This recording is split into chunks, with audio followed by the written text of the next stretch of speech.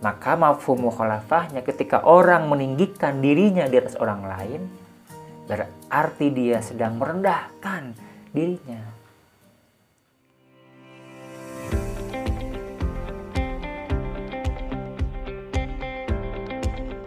Kalau kita perhatikan, padi itu ketika bijinya semakin berisi, maka tubuhnya semakin merunduk.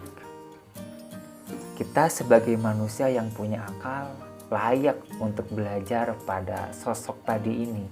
Ketika kita semakin berisi, semakin pintar, semakin kaya, semakin tinggi jabatan dan sebagainya, maka kita seharusnya semakin merendahkan hati, bukan sebaliknya malah menjadi congkak, menjadi angkuh, merendahkan dan melecehkan orang lain.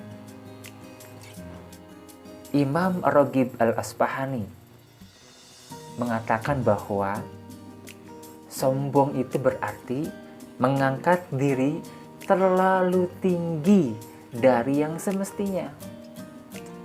Melecehkan diri itu berarti menempatkan diri pada tempat yang terlalu rendah, sehingga karena saking rendahnya sampai pada pelecehan hak.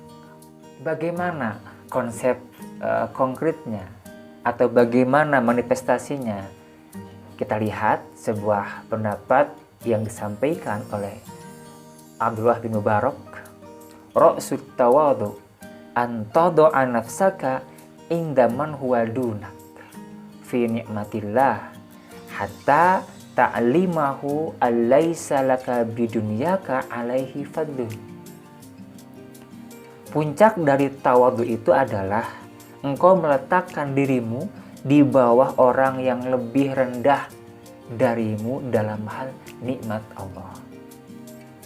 Sampai-sampai engkau memberitahunya bahwa engkau tidaklah semulia dirinya. Maka secara kasat mata orang tawadhu itu tidak akan mengagulkan gitu ya, tidak akan menyombongkan dirinya. Dia merendahkan hati di bawah orang lain yang sejatinya atau yang sebenarnya lebih rendah darinya. Itu orang tawadhu. Kemudian Rasulullah menyampaikan bahwa tawadhu itu sebenarnya sedang membuat kita lebih tinggi derajat. Ketika kita merendahkan hati kita, sebenarnya kita sedang meninggikan derajat kita. Maka mafhum mukhalafahnya ketika orang meninggikan dirinya di atas orang lain, berarti dia sedang merendahkan dirinya. Mana qasat shadaqatun min malin. Harta tidaklah berkurang karena sedekah. Wa ma zadallahu 'abdan bi'afin illa izzan. Dan tidaklah Allah menambah kepada seorang hamba yang pemaaf kecuali kemuliaan.